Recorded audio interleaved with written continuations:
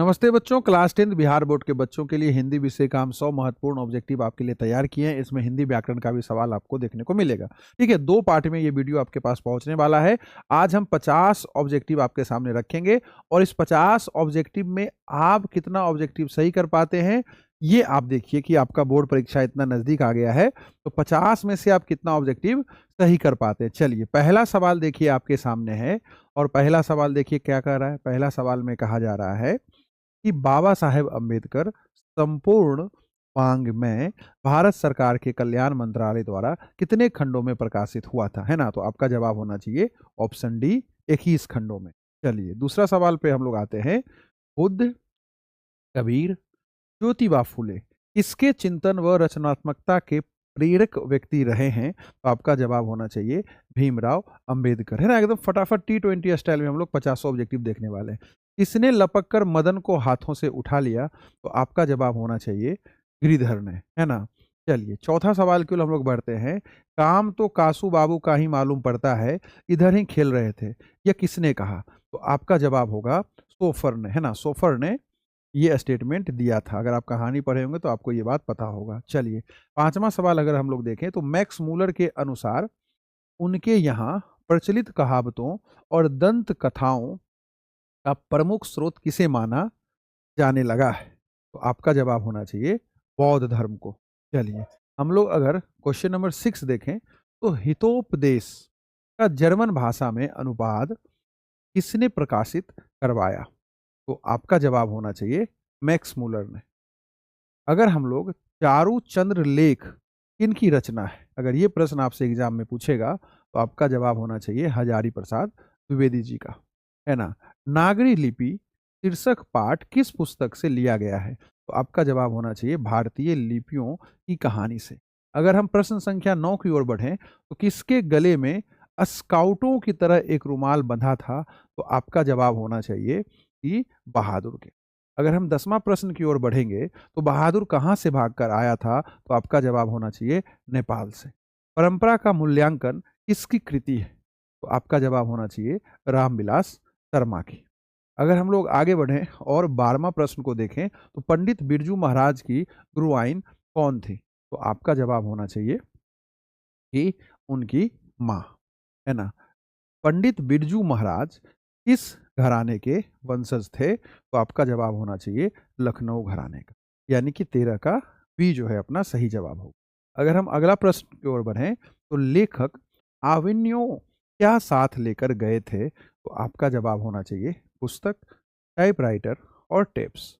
अगर हम 15 नंबर प्रश्न को देखें तो मछली शीर्षक पाठ साहित्य की कौन सी विधा है। तो आप कहिएगा कहानी, है ना। इस तरह का प्रश्न पूछता है बिहार बोर्ड में। चलिए, प्रश्न संख्या 16 की ओर बढ़े तो मछली शीर्षक पाठ में लेखक अपने पिता से क्या मांगना चाहता था। तो आपका जवाब होना चाहिए मछली, है ना। चलिए, आगे हम बढ़ते हैं। साहने शब्द का अर्थ क्या है।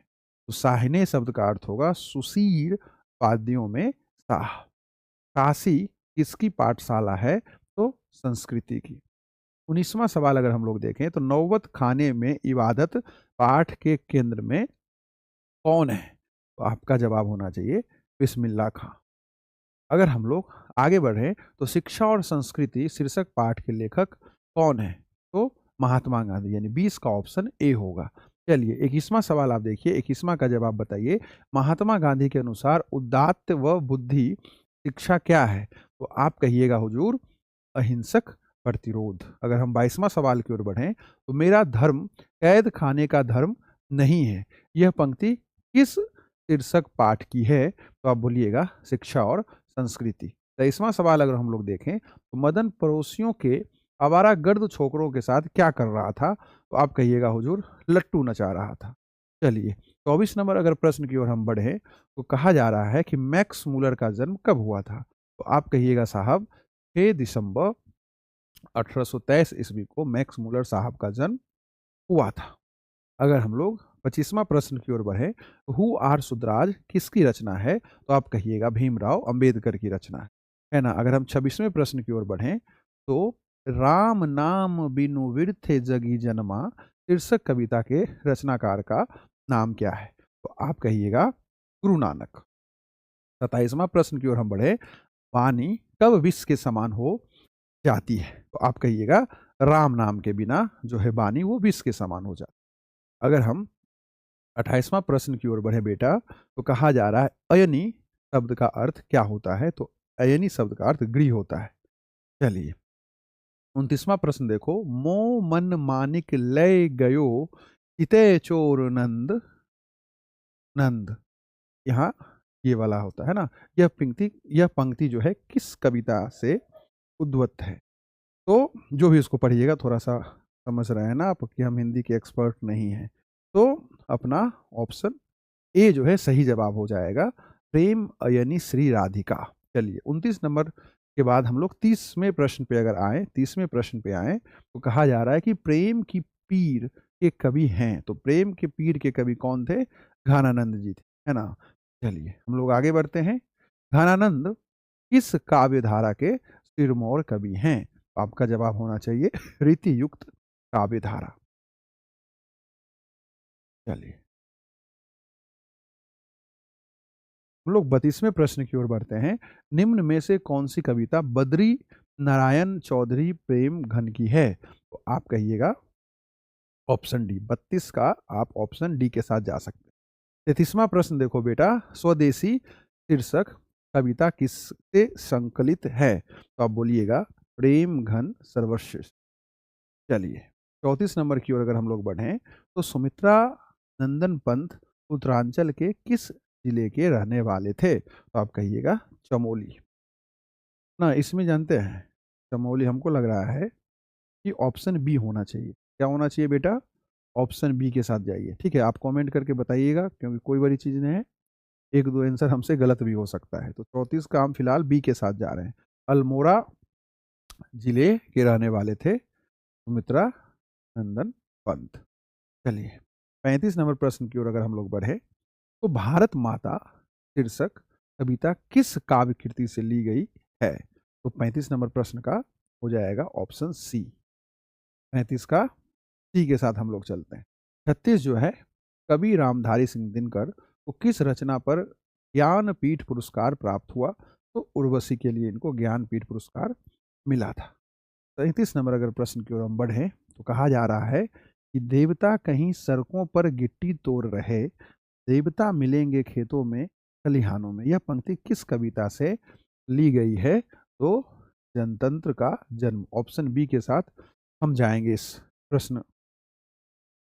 चलिए अगला प्रश्न देखें, 38 नंबर प्रश्न, निम्नलिखित में जो है सचिनानंद हीरानंद जो अज्ञेय है, बेसिकली अज्ञेय की कविता कौन सी है?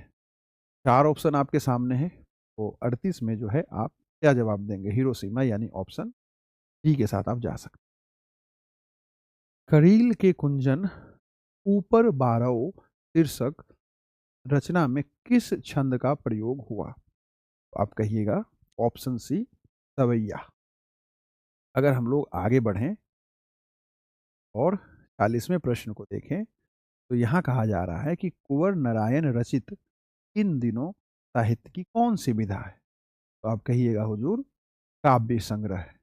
अगर हम 41 नंबर प्रश्न को देखें, तो मेरी नींद के दौरान कुछ इंच बढ़ गए पैर, यह पंक्ति किस कविता की है? तो आप कहिएगा हमारी नींद कविता की। अगर हम अनामिका के पिता का नाम है ना, अनामिका के पिता का क्या नाम था? तो आप कहिएगा श्यामा नंद किशोर, यानी 42 में ऑप्शन ए के साथ आप जाएंगे। चलिए 43 नंबर सवाल में पूछा जा रहा है कि किन की रचना है ना, प्रेमघन की रचना है, पंत जी की रचना है, अनामिका, गुरु नानक, ये किन की रचना है? तो हम बोलेंगे हुजूर पे ऑप्शन सी अनामिका की रचना। अगर हम 44वें प्रश्न की ओर बढ़े, तो झरा पलक साहित्य की कौन सी विधा? तो आप कहिएगा काव्य।